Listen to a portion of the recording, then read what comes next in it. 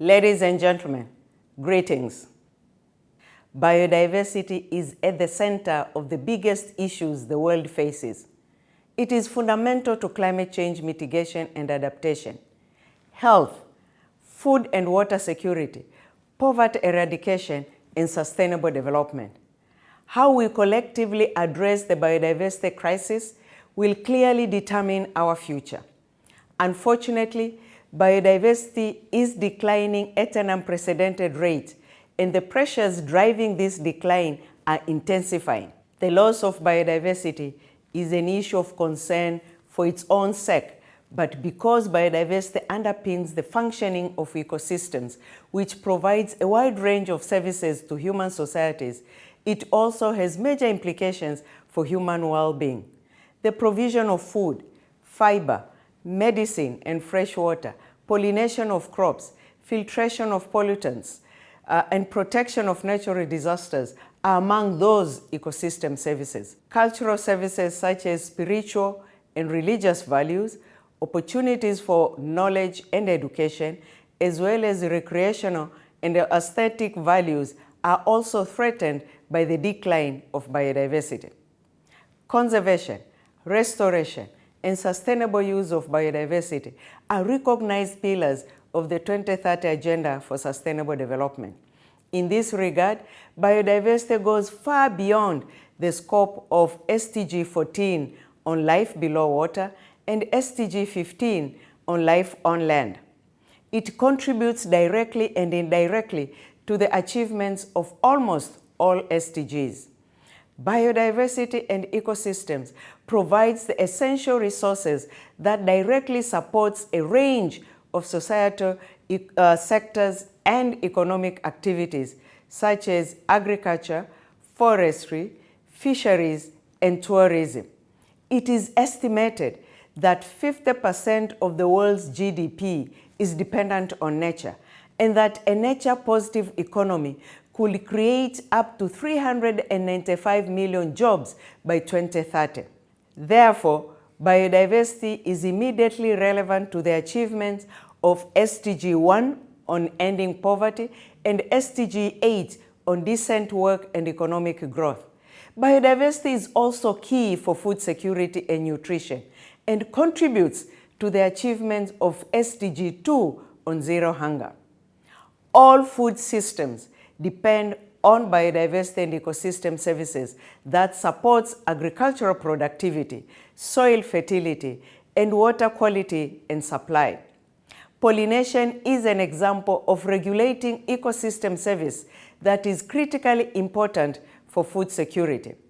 The World Health Organization has stated that each year, over 13 million deaths worldwide can be attributed to avoidable environmental causes.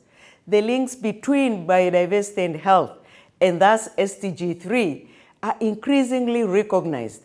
Healthy ecosystems help to mitigate air, water, and soil pollution, and are the source of both modern and traditional medicines. Globally, estimated 60,000 species are used for their medicinal, nutritional, and aromatic properties, and it is estimated that the global trade in plants for medicinal purposes reaches a value of $2.5 billion and is increasingly driven by industry demand. The COVID-19 pandemic has further highlighted the importance of the relationship between people and nature, and it reminds us all of the profound consequences to our own well-being and survival that can result from continued biodiversity loss and degradation of ecosystems. In recent years, One Health has emerged as an inclusive, transdisciplinary, and cross-sectorial approach that recognizes the intrinsic connection between human health and animal health and the health and resilience of nature. The WHO and Convention on Biological Diversity Secretariat, through their joint program of work and together with other partners, contributed to shape messages on interlinkages between biodiversity and health and One Health approaches. Ecosystem services also underpin the delivery of water supplies, water quality, and protect against water-related disasters, and therefore are closely linked to SDG 6. It is estimated that around 74% of all natural disasters between 2001 and 2018 were water-related. And during the past 20 years, floods and drought affected over 3 billion people and caused total economic damage of almost $700 billion US. In addition, 700 million people worldwide could be displaced by intense water scarcity by 2030. Coastal and wetland ecosystems can also protect coastlines from floods and storms and reduce the risk of disasters, while at the same time storing large amounts of carbon, thereby contributing to climate change adaptation as well as mitigation. The 5th edition of the Global Biodiversity Outlook, the flagship publication of the Convention on Biological Diversity, summarizing the latest data on the status and trends of biodiversity, indicates on our current trajectory, biodiversity will continue to decline, jeopardizing the achievements of the SDGs. In business as usual scenarios, this trend is projected to continue until 2050 and beyond.